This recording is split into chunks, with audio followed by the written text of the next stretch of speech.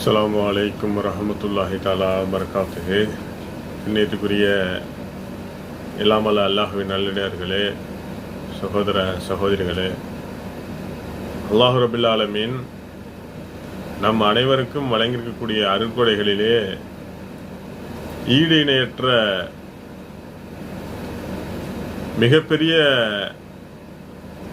மிகப்பெரியதாய் விளங்குகின்ற இஸ்லாம் என்கின்ற இந்த மார்க்கத்தினை நாம் அனைவரும் நம்முடைய வாழ்க்கை நெறியாக ஏற்றுக்கொண்டு இருக்கின்றோம். இந்த இஸ்லாமிய மார்க்கம் பல்வேறு போதனைகளை நமக்கு வழங்கியிருக்கிறது.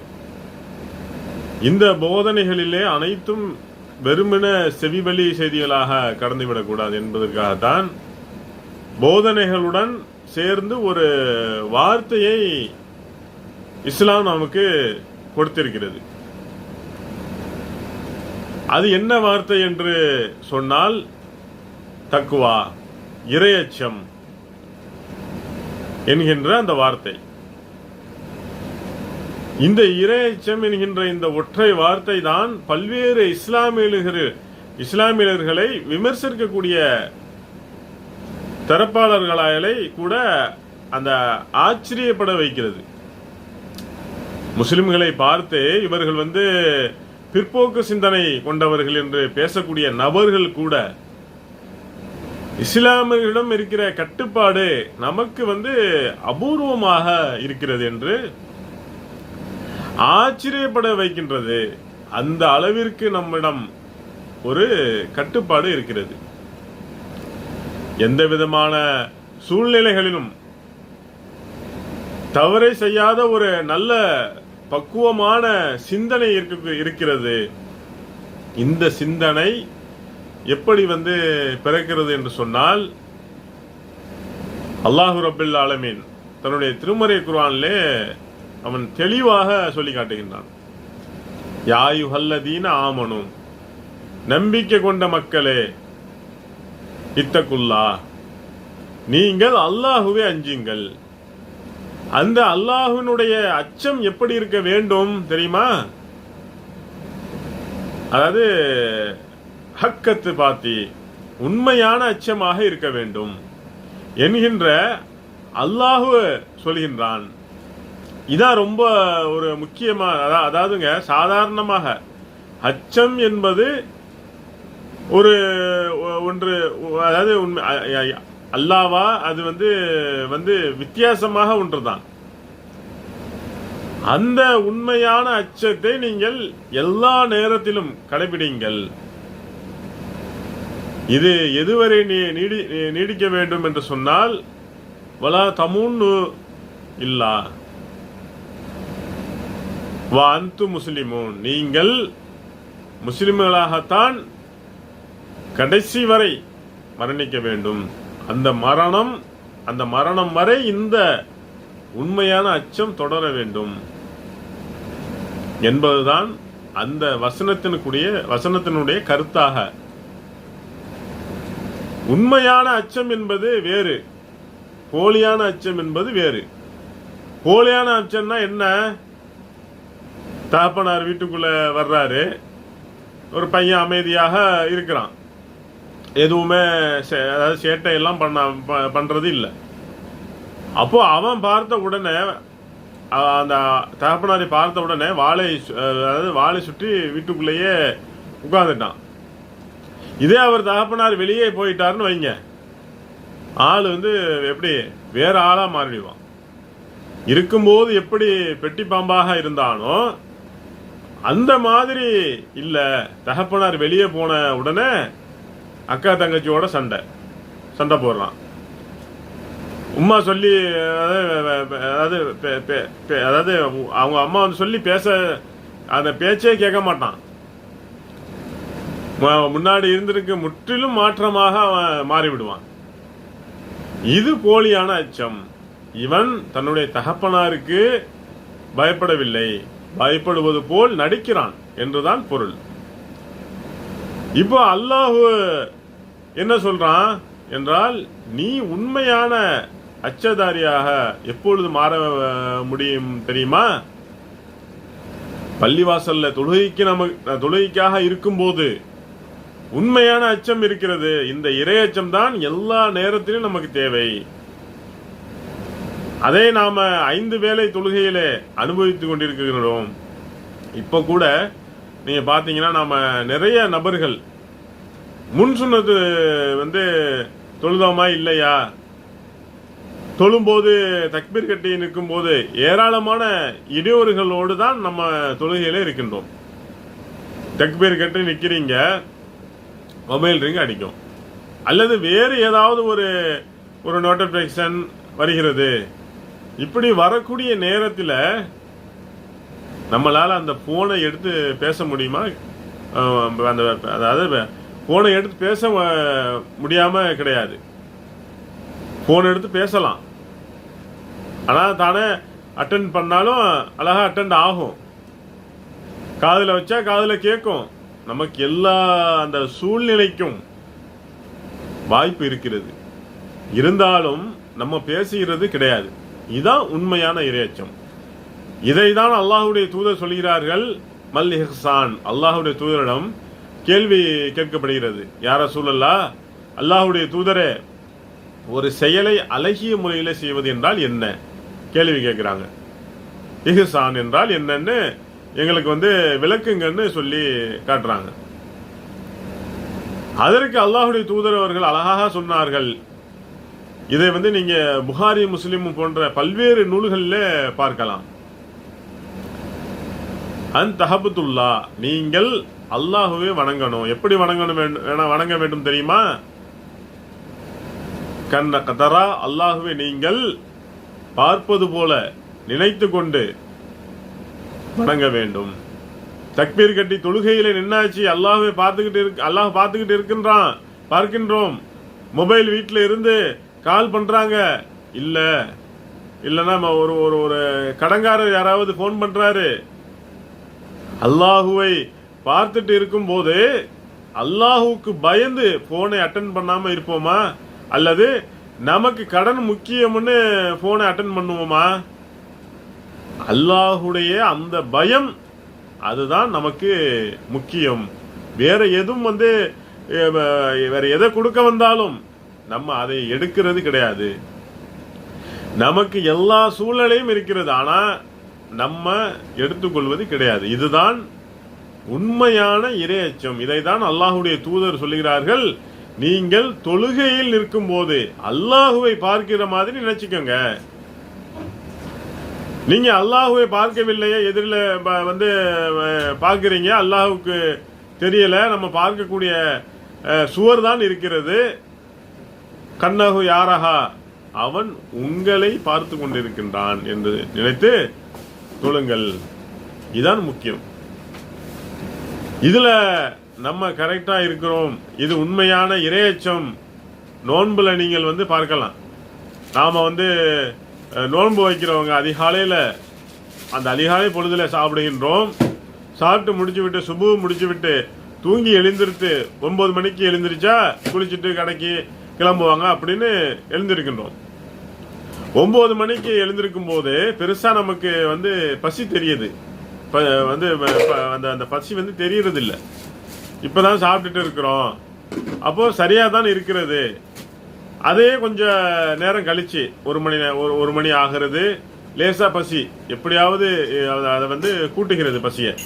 மாலை 3 மணி ஆகிறது, இன்னும் பசி அதிகமாகிறது. 5 மணி ஆகிறது, கடுமையான பசி. 6 மணி ஆகிறது, பசியினுடைய உச்சத்திற்கே நம்ம போயிடுவோம். இப்படிப்பட்ட சூழ்நிலையில ஒரு முஸ்லிம் அவரிடத்திலே உண்மையான அச்சம் எப்படி இருக்கிறது என்று நீங்கள் யோசித்து பாருங்க. எல்லாத்துக்கும் இது ஒரு பாடம் தான். அந்த 6 மணி நேரத்துல நாம வீட்டுல இருக்கின்றோம். இருக்கக்கூடிய நேரத்துல பார்த்தீங்கன்னா எல்லாமே செஞ்சு வச்சிருக்காங்க.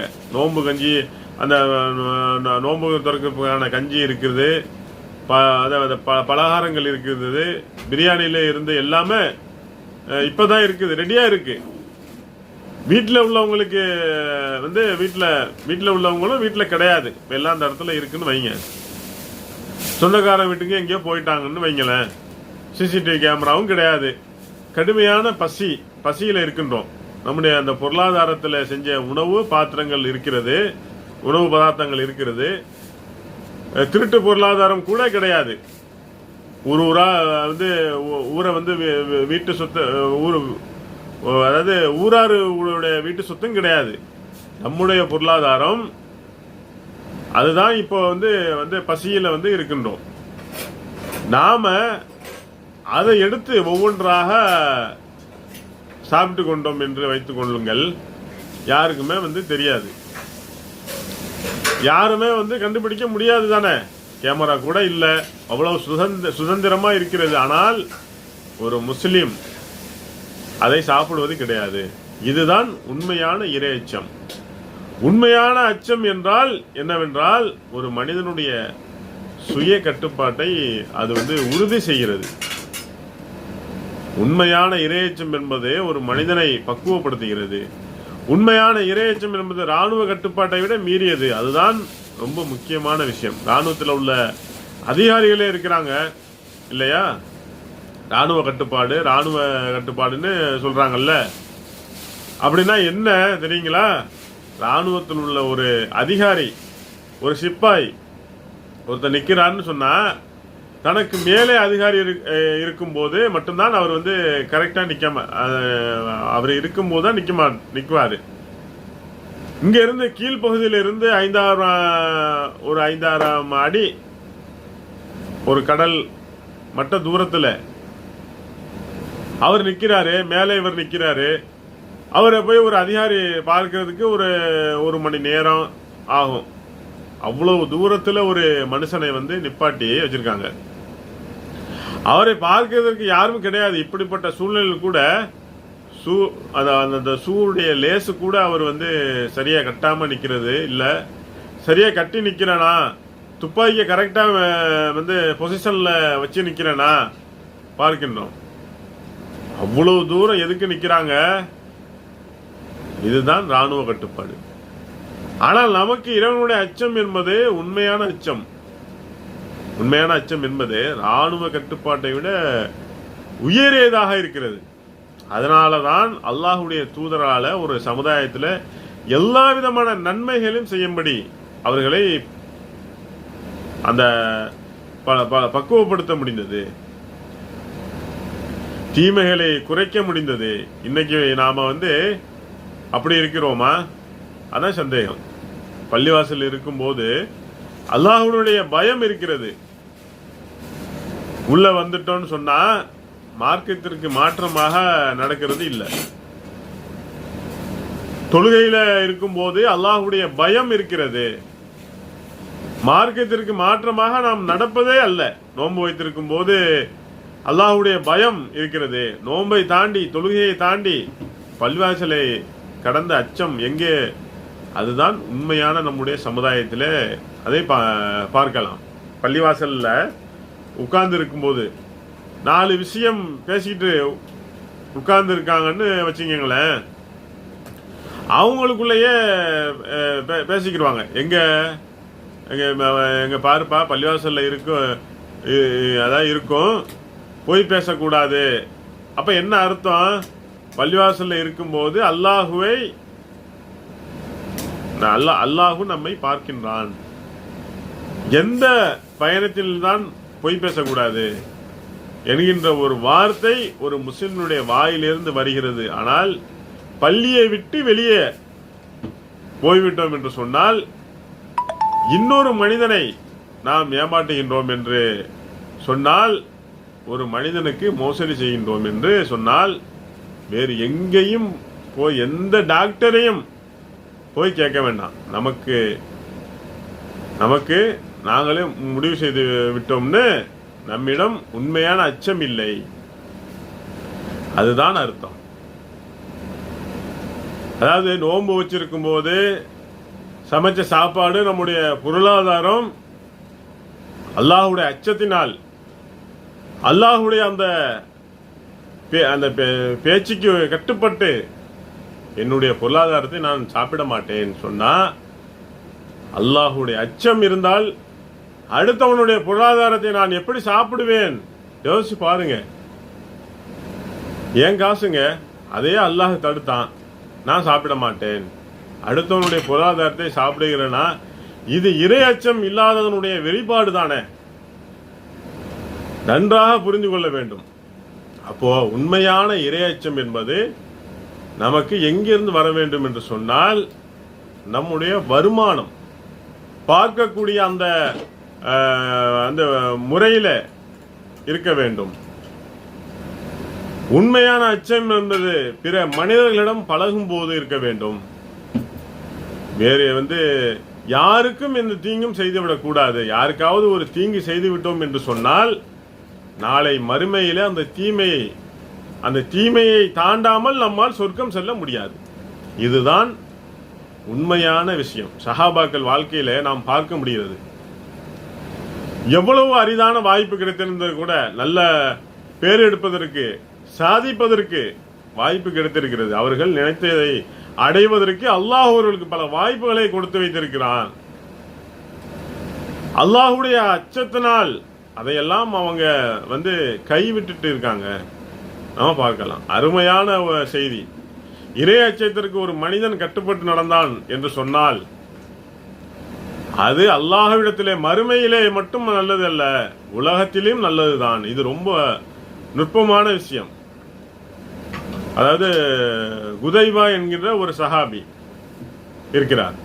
அவர் அஹசானுடைய யுத்தத்திலே கலந்து கொண்டு ஒரு சஹாபியை அதாவது கைதேர்ந்த சஹாபியை இஸ்லாமிய வரலாற்றிலேயே மிக உயரத்திலே வைத்து பார்க்கக்கூடிய சஹாபாக்களே பல நபர்கள் இருக்கிறார்கள்.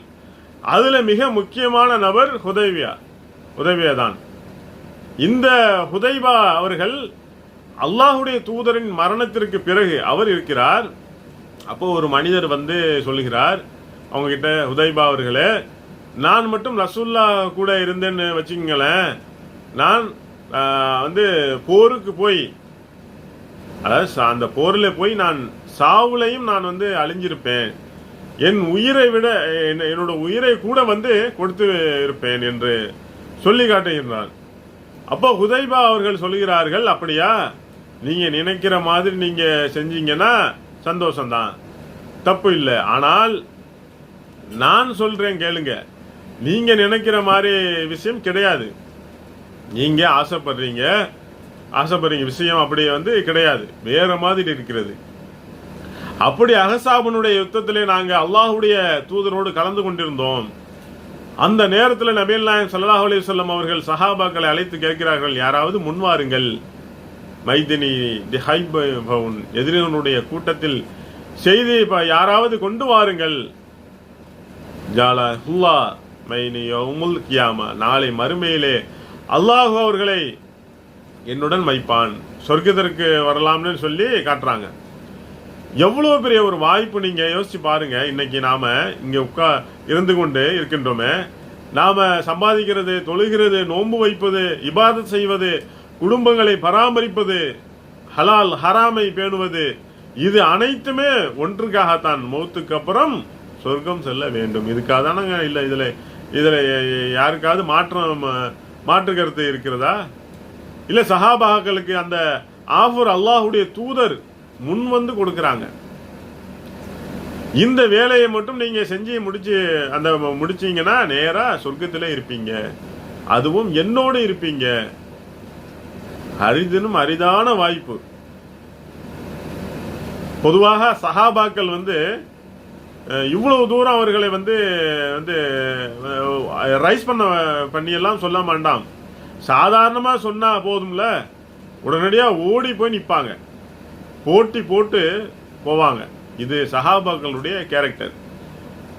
ஆனால் இந்த இடத்தில் ஹதீஸ்ல சஹாபாக்கள் தங்களுடைய இயல்பான குணத்திலிருந்து மாறி வேறு வகையில் நடக்கிறாங்க. ரசூல்லா கேட்கிறாங்க, யாராவது போய் பார்த்துட்டு வாங்கப்பா, மறுமையில என்னோடு சொர்க்கத்தில் இருப்பீங்கன்னு கேட்கிறாங்க. போட்டி போட்டு போயிருக்கணும் இல்லையா? யாருமே போகல, அமைதியா இருக்கிறாங்க. இரண்டாவது முறையும் அல்லாஹுடைய தூதர் கேட்கிறார்கள், யாராவது போவாங்களேன், மறுமையில என்னோடு சொர்க்கத்தில் இருப்பீங்கன்னு கேட்கிறாங்க, போகல. மூன்றாவது முறையும் அல்லாஹுடைய தூதர் அவர்கள் அதே வார்த்தையை பிரயோகப்படுத்துகிறார்கள், போகவில்லை. ஏன் போகவில்லை என்று சொன்னால் ஹுதைபா காரணத்தை சொல்லுகிறாரு. அதுதான் ரொம்ப முக்கியமான அந்த அஹ்ஸாபினுடைய யுத்தம். அந்த அஹ்ஸாபினுடைய யுத்தம் நடந்தது குளிர்காலம், கடுமையான குளிர். எப்படி குளிர் தெரியுமா? அதாவது கடுமையான காற்று, அந்த காற்று வீசக்கூடிய ஒரு குளிர் காலம். அதாவது குளிரை கூட தாங்கிக்கிடுவாங்க. அந்த குளிர் காற்று வீசின்னு வைங்களேன், மூக்கெல்லாம் அடைச்சி தலையெல்லாம் பாரமாக ஆகி என்ன செய்யறதுன்னு ஒண்ணுமே புரியாது, கைகாலெல்லாம் ஓடாது இல்லையா? அப்போ அரபு நாட்டு குளிர் என்பது நம்ம நாட்டு குளிரை விட ஒரு 10-20 மடங்கு கூடுதலாக தான் இருக்கும். வெயில் அங்கேயும் அதிகமாக தான், அதாவது வெயிலும் அங்க அதிகமாக தான் இருக்கும், குளிரும் அங்க அதிகமாக தான் இருக்கும். அந்த மாதிரி குளிர் இருக்கிறதுனால எழுந்திருச்சு போக முடியல அவர்களால. 3 தடவை கேட்கிறாங்க, ஆஃபர் பண்றாங்க ரசூல்லா, யாருமே எழுந்திருக்கல. அப்ப அல்லாஹ்வுடைய தூதர் பார்க்கிறார்கள், இப்படி போனா சரியா வராது என்பதனால என்னவோ 4வது முறை அல்லாஹ்வுடைய தூதர் சொல்லுகிறார்கள், ஹுதைபாவே நீ எழுந்திருத்து போய் பார்த்துட்டு வாருங்க, போங்க. அப்போ ஹுதைபா சொல்கிறார்கள், முன்னாடி சாதாரணமா ரசூல்லா பொதுவா கூப்பிட்டாங்க, நான் உட்கார்ந்துகிட்டு தான் இருந்தேன், அப்போ என் பேரை சொல்லி அழைச்சிட்டாங்க, அதுக்கப்புறம் நான் இருக்க முடியுமா? அப்ப என்ன சொல்லிட்டு என்னை சொல்லி கூப்பிடும் போது நான் எந்திரிச்சு போகலைன்னா இது ரசூல்லாவுக்கு ஒரு உரிய அந்த இடத்தை கொடுப்பதில் கீறல் ஏற்படுத்தி விடாதா என்கிற அச்சம் உடனே எழுந்திருச்சு வந்து விட்டது. போகிறார், போய் பார்க்கிறார். அவர் அனுப்பும் போது ரசூல்லா சொன்னது ஒரு வார்த்தை அவருடைய மூளையில நன்றாக பதிந்திருக்கிறது. அல்லாஹ்வுடைய தூதர் சொல்லுகிறார்கள், இதுதான் இறை அச்சத்தினுடைய அந்த நுனி பகுதி. இதிலிருந்து வெளியே போயிட்டோம், இறை அச்சத்துக்கு நமக்கு சம்பந்தமே இல்லாம போயிடும். ரசூல்லா சொன்ன வார்த்தை ஒன்றுதான், ஹுதைபாவே போங்க, உங்களுக்கு கொடுக்கப்பட்ட வேலை உளவு பார்க்கிறது தான், போன வேலையை பாருங்க, தயவு செய்து என்னை நீங்க சங்கடத்தில் ஏற்படுத்திடாதீங்க, எனக்கு எதுவும் பிரச்சனையை கூட்டிடாதீங்க அப்படின்னு சொல்றாங்க. இவர் போறாரு. இந்த வார்த்தையை ஏன் ரசூல்லா சொன்னாங்கன்னு பின்னாடி நமக்கு விளங்குது. இவர் போய் அங்கிருந்த படைகளை பார்க்கிறார், ஏராளமான மக்கள் அங்கே இருக்கிறார்கள். அஹ்ஸாபு என்ற சொன்னால் கூட்டுப்படை என்று தமிழ்ல ஒரு பொருள். அதாவது மக்கத்து காபீர்கள் மட்டுமல்ல, ஒட்டுமொத்த இஸ்லாமிய எதிரிகளும் இருக்கிறாங்க இல்லையா? எதிரி நண்பன் என்கின்ற அந்த திட்டத்தின் அடிப்படையில எல்லோரும் ஒன்று கூடி இருக்கிறாங்க. கூட்டம் பார்த்தீங்கன்னா பயங்கரமாக கூட்டம் இருக்கிறது, குளிர் தாங்க முடியல. அவனா என்ன செய்யறானுங்க, அப்படியே நெருப்பை மூட்டி குளிர் காய்கிறாங்க. இதுல அதுல அபு சுபியானும் இருக்கிறார். பிற்காலத்துல அவர் இஸ்லாத்துக்கு வந்துட்டாரு. அவர் இஸ்லாம் ஆகிறதுக்கு முன் அன்றைய காலகட்டத்தில் அந்த போர் நடக்கிறது. நெருப்பை கொளுத்து விட்டு முதுகை காண்பித்து குளிர் காய்ந்து கொண்டிருக்கிறார்கள். அதாவது நம்ம ஊட்டில எல்லாம் குளிர் பகுதியில் என்ன செய்வாங்க, அங்க கட்டைகள் எரியும், கையை காண்பிச்சு உடம்புல தடவிக்குவாங்க இல்லையா? இது அந்த குளிருக்கு போதும். ஆனா அஹ்ஸாபினுடைய குளிர் என்பது அப்படி இல்லை, அது குளிர் கிடையாது. நீங்க அதாவது தடவிக்கிட இருந்தா அதெல்லாம் மாறாது. இவர் நெருப்பை எரிய விட்டு முதுகை காண்பிச்சு உட்கார்ந்து இருக்கிறார்கள். அப்பதான் அந்த கட்டுப்படி ஆகும் போல அவ்வளவு கடுமையான குளிர். இங்க இருந்து போன ஹுதைபா அவர்களுடைய கேரக்டர் அங்க என்ன அந்த அபுசுபியானுடைய பார்த்துட்டாரு. பார்த்துட்டு இவர் என்ன செய்யறாரு தெரியுமா? அபுசுபியான் தான் லீடரு. அந்த லீடரை தூக்கிட்டோம்னா டோட்டலா இந்த டீம் முடிஞ்சு போயிடும் என்று நினைச்சு கரெக்டா அம்புல வில்லை வச்சு இழுத்து பிடிச்சிடுறாரு. அதை பிடிச்சிட்டாரு. ரிலீஸ் பண்ணான்னா வச்சிங்களேன், அபு சுஃபியான் வந்து காலி, முடிஞ்சு போச்சு. அதோடு அவர் வந்து இறப்பதற்கு தான் அதிக வாய்ப்பு உண்டு. இழுத்து பிடிச்சி வைத்திருக்கும் போது அவர் சொல்லுகிறார், அல்லாஹ்வுடைய தூதர் சொன்ன அந்த வசனம் என் நினைவுக்கு வருகிறது. ரசூலுல்லாஹ் என்ன சொன்னாங்க, அதாவது எந்த பிரச்சனையும் ஏற்படுத்திடாதீங்க, எனக்கு சங்கடத்தை ஏற்படுத்திடாதீங்க என்று சொன்னால் நம்ம வந்து சாதாரணமா சொல்றோம். அதுக்கு சரியான பொருள் என்ன தெரியுமா?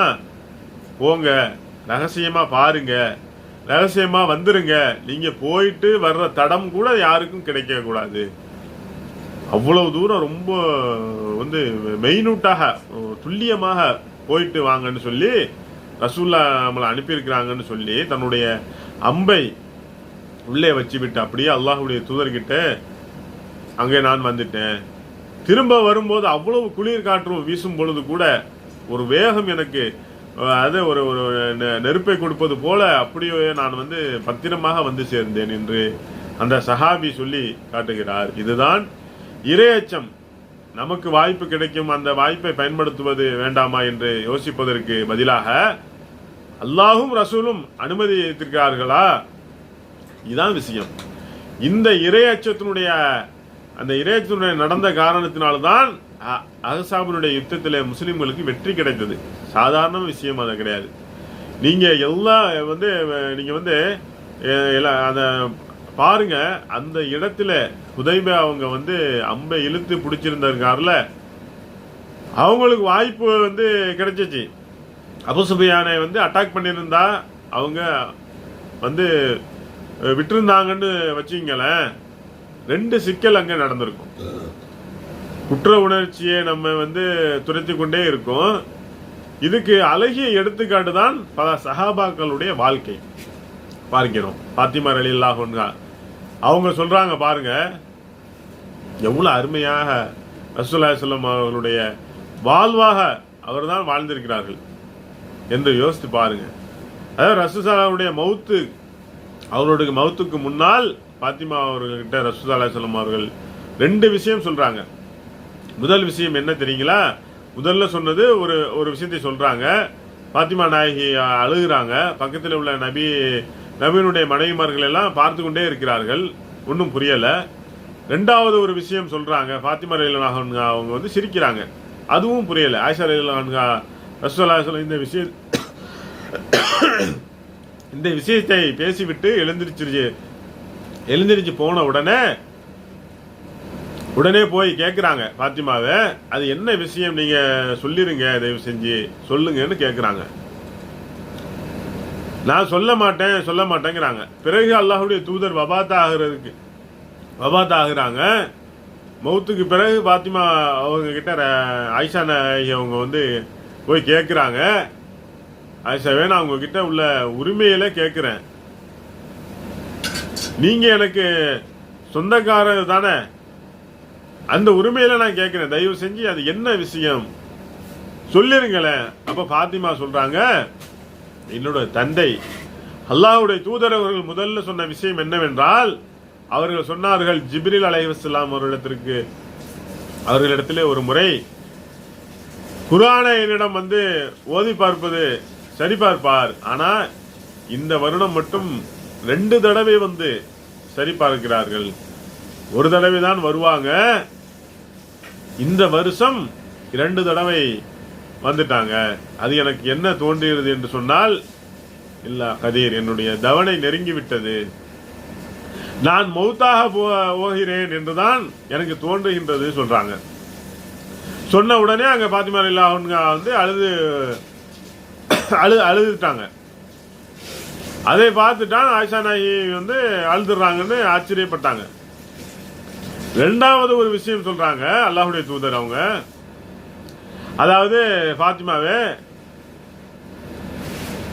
வந்து நீங்க வந்து சொர்க்கத்துக்கு, அதாவது அந்த சொர்க்கத்துக்குடைய பெண்களுக்கு தலைவியாக போறீங்க, அந்த ஒரு பாக்கியத்தை அல்லாஹ் உங்களுக்கு கொடுக்க இருக்கின்றான், அது உங்களுக்கு வேண்டாமா? நான் சொன்னதை கேட்டு மௌத்தாக போகிறேன்னு நினைச்சு அழுதீங்கன்னா நீங்க தாம அந்த அழகாம இருந்தீங்கன்னா சொர்க்கத்துக்கு பெண்களுக்கு தலைவியாக இருக்க போறீங்க அப்படிங்கிறாங்க. அதாவது அல்லாஹ்வுடைய தூதர் அப்படி சொல்றாங்க, நீங்க தான் சொர்க்கத்திற்கு பெண்களுக்கே தலைவின்னு சொல்லி காட்டுறாங்க.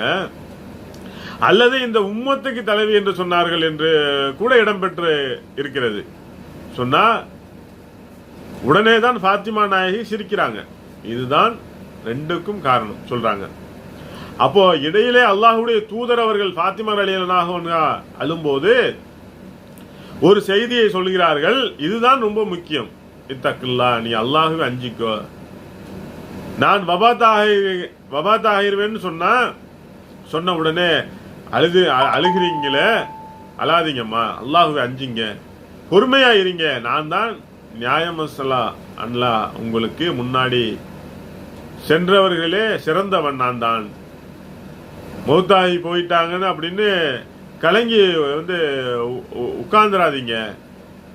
அல்லாஹுக்கு அஞ்சுங்க, அல்லாஹுடைய அச்சப்படி நீங்க வாழுங்க. அல்லாஹு நாடி இருக்கிற மௌத்து எல்லா நபர்களுக்கும் வரப்போகத்தான் இருக்குது. இன்னா லில்லாஹி வ இன்னா இலைஹி ராஜிஊன்.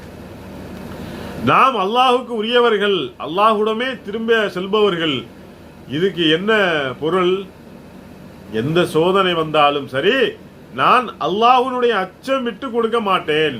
இது அல்லாஹுவின் தூதர் ஸல்லல்லாஹு அலைஹி வஸல்லம் அவர்கள் தன்னுடைய அன்பு மகள், தன்னுடைய அருமை மகள் ஃபாத்திமா ரலியல்லாஹு அன்ஹா அவர்களுக்கு அழகிய முறையில் அவர்கள் எச்சரித்து காட்டியிருக்கிறார்கள் என்பதை நாம் பார்க்க முடிகிறது. எனவே கண்ணியத்துக்குரிய சகோதர சகோதரிகளே, அல்லாஹ் சொல்வது போல நீங்கள் அல்லாஹ்வை அஞ்சுங்கள் என்று அல்லாஹ் சொல்வதற்கு பதிலாக உண்மையான முறையில் அல்லாஹ்வை அஞ்சுங்கள் என்று சொல்லி காட்டுகிறான். அந்த உண்மையான அச்சம்தான் ஹுதைபா அவர்களுடைய வாழ்க்கையிலே இருந்தது. அந்த உண்மையான அச்சம்தான் ஃபாத்திமா ரலியல்லாஹு அன்ஹா அவர்களுடைய வாழ்க்கையிலே இருந்தது. அதனாலதான் ஃபாத்திமா நாயகி தன்னுடைய தந்தை இறந்து கிடக்கும் பொழுது கூட, அல்லாஹ்வுடைய தூதர் இறந்து கிடக்கும் பொழுது கூட ஒரு வார்த்தை கூட ஒப்பாரி வைத்து அழ இல்லை. இது எவ்வளவு பெரிய விஷயம், எவ்வளவு பெரிய கட்டுப்பாடு. ரசூல்லா மௌத்தானதுக்கு பின்னாடி தானங்க இந்த விஷயத்தை சொல்றாங்க.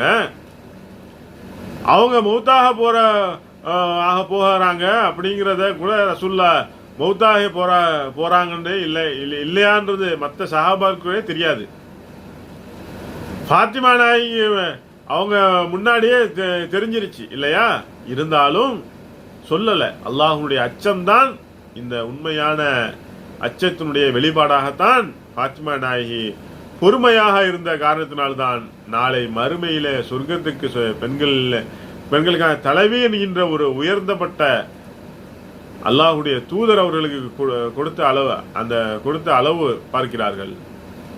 ஹுதைபாவு நான் மறுமையிலே அச்சத்தை கடைபிடித்தனுடைய முடிவாகத்தான் அல்லாஹ்வுடைய தூதரோடு சொர்க்கத்திலே இருக்கிற ஒரு உயர்ந்த பாக்கியத்தை அவர் அடைந்திருக்கிறார். எனவே நாம் தொழுகையிலே எப்படி உண்மையான அச்சத்தை கடைபிடிக்கின்றோமோ, நோன்பு காலகட்டங்களில் எப்படி உண்மையான அச்சத்தை கடைபிடிக்கின்றோமோ, அதே அச்சத்தை தொழுகையிலே நோன்பில் மட்டும் நாம் கடைபிடித்து விட்டுவிடாமல் நம்முடைய வாழ்க்கையிலே அனைத்து நேரங்களிலும் கடைபிடித்து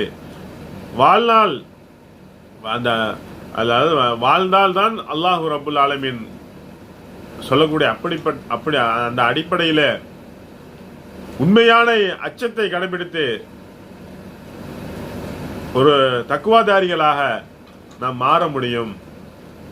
அந்த தக்குவா என்பது மறுமையில உலகத்திலும் நமக்கு நன்மை பெறக்கூடியதாக இருக்கிறது என்பதை நம்முடைய சிந்தனையிலே ஆழமாக பதிய வைத்துக் கொண்டு, சஹாபாக்கள் எப்படி நல்லவர்கள் எப்படி அல்லாஹ்வுடைய அச்சத்தோடு நடந்தார்களோ அதே போல நடக்கக்கூடிய ஒரு வாய்ப்பை அல்லாஹ் நம் அனைவருக்கும் தந்தவனாக கூறி எனது உரையை நிறைவு செய்கின்றேன். அஸ்ஸலாமு அலைக்கும் வரஹ்மத்துல்லாஹி தஆலா வபரகாத்துஹு.